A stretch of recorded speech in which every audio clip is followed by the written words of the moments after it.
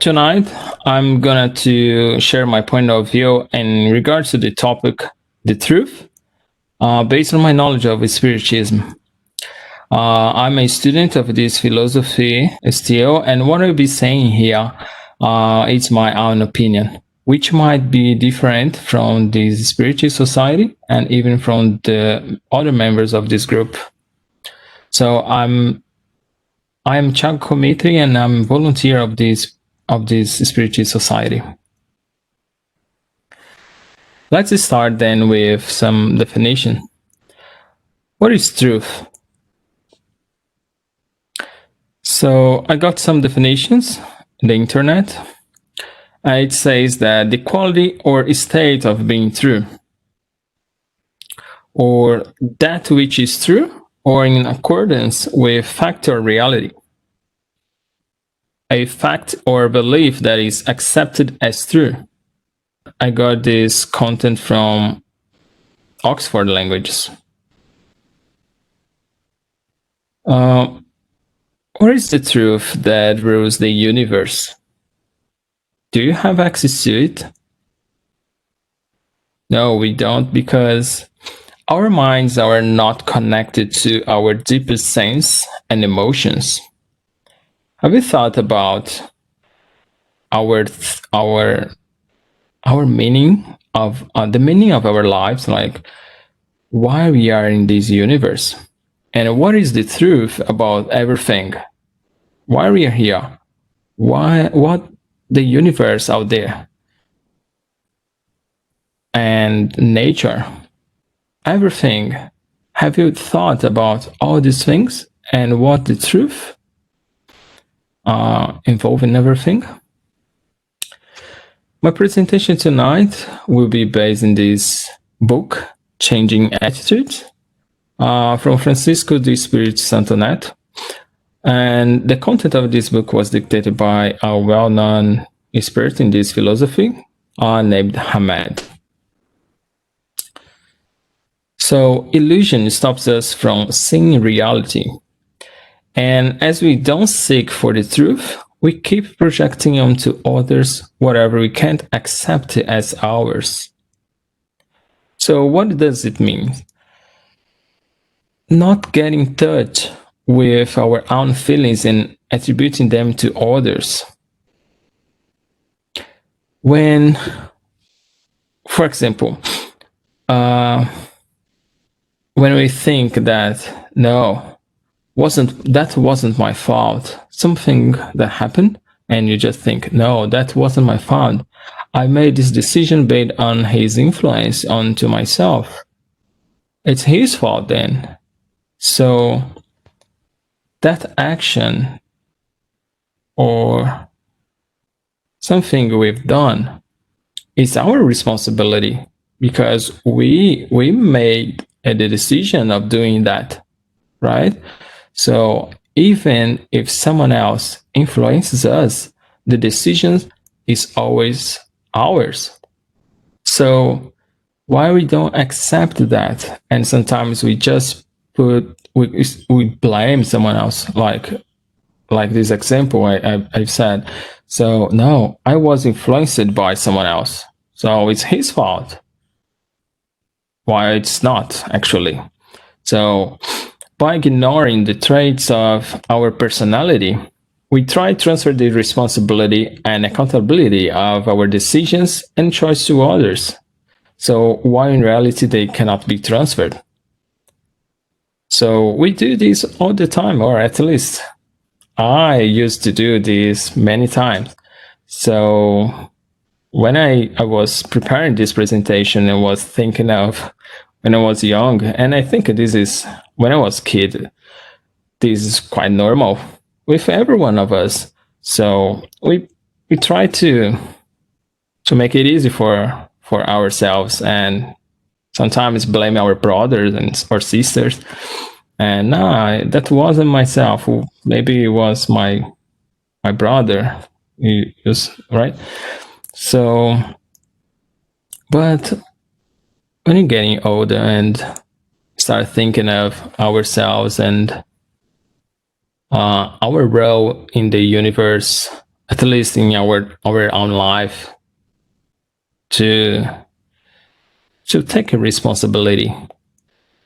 So we start thinking with other eyes, but we still try to blame someone, or at least to transfer this responsibility, even in our work or at home. Someone said that is good, so I've done. So what's your responsibility in using your reasoning to think, analyze, and then make a decision? We are thinkers. We are human beings with reasoning. So we should use to make those decisions and then assume our responsibilities. Spiritism, this spiritualist philosophy, says that we are individuals with the main objective of progressing spiritually towards perfection, and at the same time being co-creators. Let's explore a little bit this context, this statement here, because this will give us a little bit of context to understand a little bit further what I'll be presenting tonight. So it says about individuality. We are individuals. So the philosophy says that we was created simple and ignorant. And it also reveals that we are spirits. And as a spirit created simple and ignorant, with the main objective of progressing spiritually towards perfection, we are still learning. We are still in a journey of evolution towards perfection. And this happened through many existences. Because if we think that our life, our current life here, there is a lifespan, right? Let's say 80 to 100 years. It's not enough time to reach perfection, right? So with the concept of reincarnation, we can understand that this is possible and it makes sense. And that helps us to open our minds. At least in my case, it helps me to open my mind to understand and see a big picture of this evolution and this journey.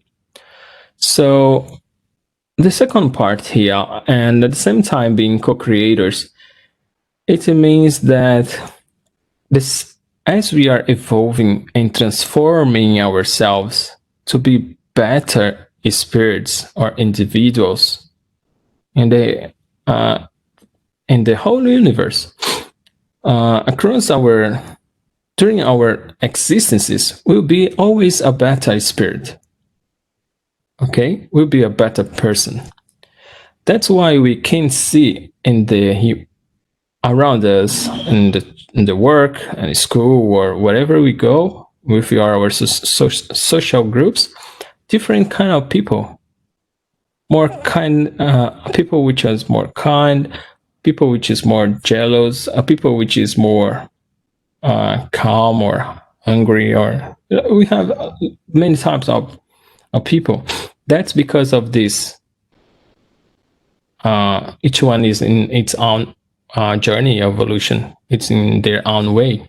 So transforming ourselves, we can help others by examples to make difference, to help them to evolve as well in such a way. So with this concept in mind of evolution, that we are still learning and progressing, we can go back to the main topic. So throughout our existences, in this corporeal life, we have been creating and modeling our moral knowledge. And based on this, moral knowledge, we have formed and build our own ideas and our own opinions, convictions, principles, morality, ethics, and everything that we classify as right or wrong is based on this moral knowledge. So it's not only based on this life, in this current life, but also our spirit comes with a background from previous existences.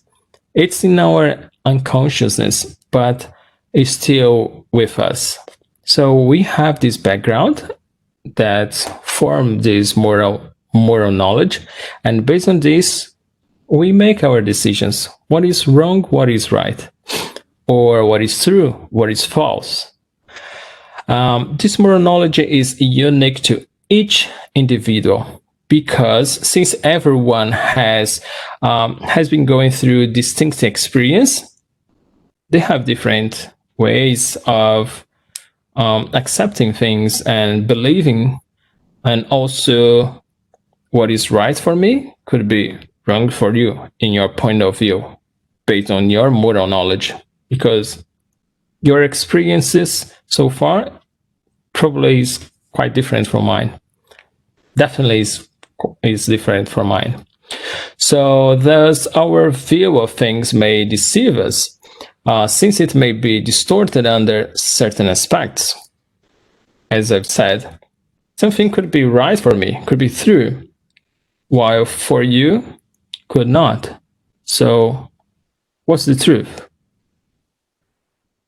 Who is right? So when we was a child, and let's assume that we were hardly punished for demonstrating anger, for example, fear, or care and tenderness. Let's say when we got fear, when we was exposed to fear, getting embarrassing situations for showing this fear, or considering ridiculous for showing care and tenderness, we end up learning how to restrain these emotions, and by adopting such oppressive stance, we can become insecure and weak creatures. It means, what about that kid that you just say, oh, what are you afraid of? Or what are you feared of, of darkness, or about monsters, or whatever? What happened in their mind? In someone else's mind? We don't know. So that kid will grow up with that feeling hold inside. So they still have fear of that thing, and sometimes they cannot show their care about some good thing, because, oh, why are you doing this? So kind. And people will start to do this mostly when it's kid, because when you are adult, you can handle that. But when you're a kid, you are kind of vulnerable. So who don't trust even ourselves anymore, we can become this, right? Because if you hold all those feelings, those are just examples, fear and care and tenderness, but let's imagine anything else.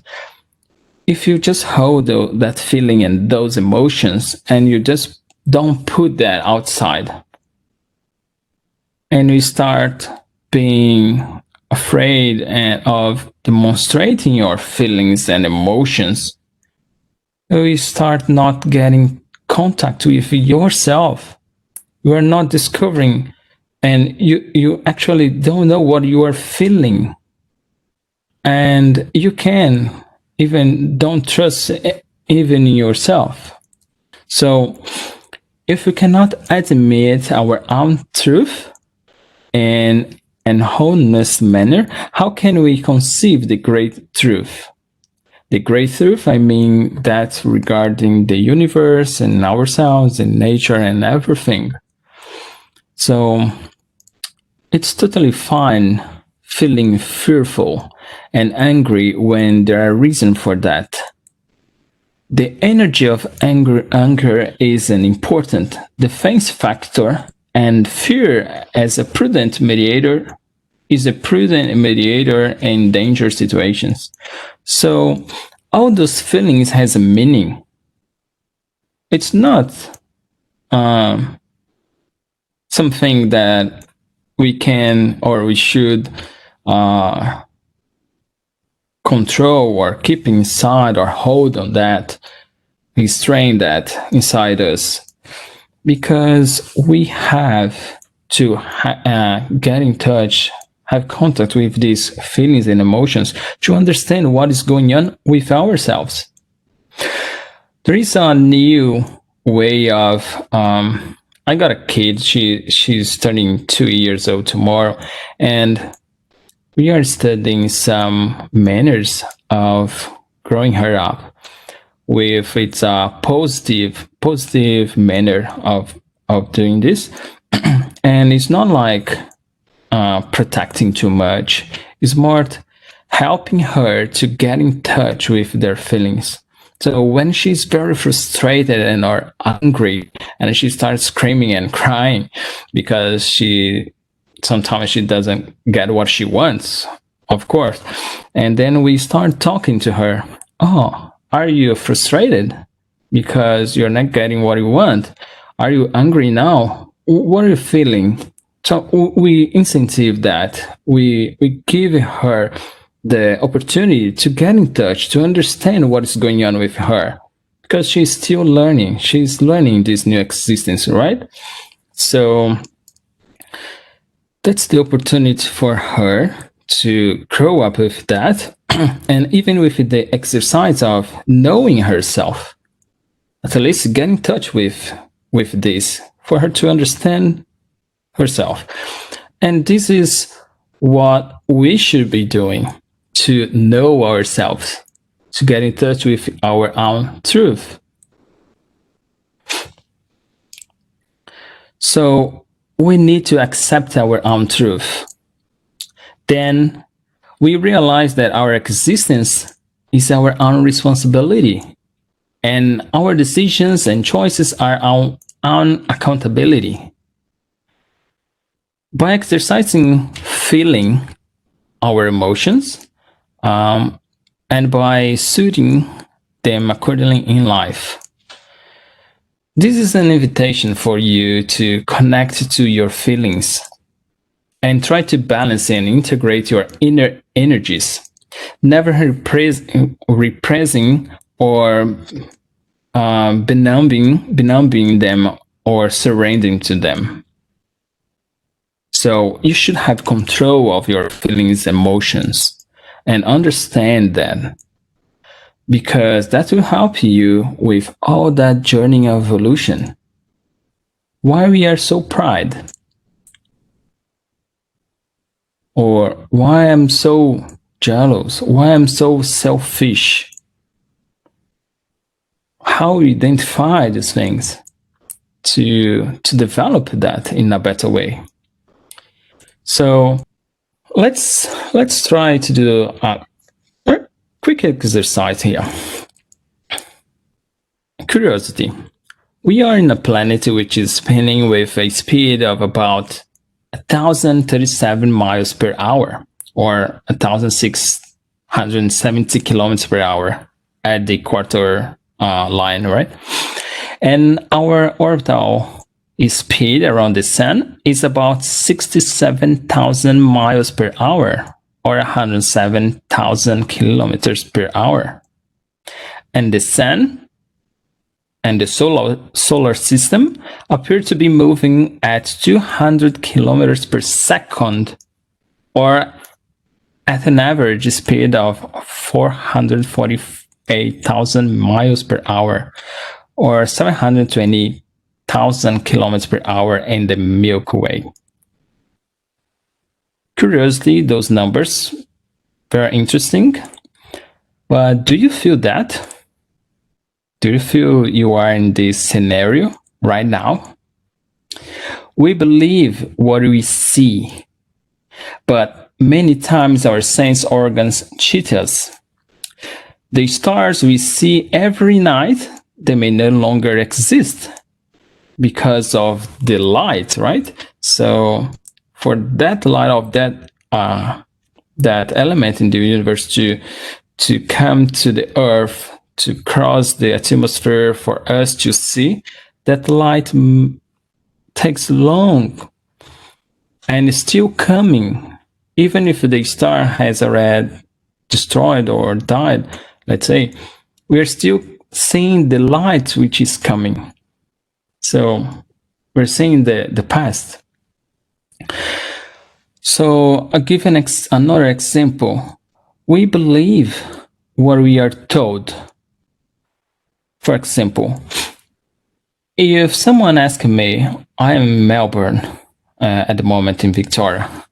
If someone asks me, if I ask someone, do you know how can I do to go to Adelaide in South Australia, Adelaide? Oh yes, I know the path. You can just take this freeway and take another one and go this way, and explain me everything that I need to do to go to Adelaide from Melbourne. But if I don't do that, I will just believe that that is true. And if I just tell someone else, just ask me the same question and I explain the same way to that person, I still don't know if that is true, but that person will be in the same way as myself. So we accept as an absolute truth what people say to us, even if you don't, even if they are relative concepts. For example, we will actually understand and experience that when we indeed go and do that path. If I go to Adelaide following that path that someone else just told me, if I experience that, that will be my knowledge. That will be true for me, right? Then I can tell that with property, because at least for me, it's true. So distorted ways to see sexuality, religion, marriage, races, and professions take us further and further apart from reality and situations and creatures we live with. Let me see this. I just got from the book. Let's try to attune our spiritual vision, for our intuitive perception is broader than the physical one. And let's open our souls to the divine inspirations that control life everywhere. If we start getting in touch with ourselves, we start to try to understand ourselves. That's the truth that we need to start to understand, get in touch, and to know.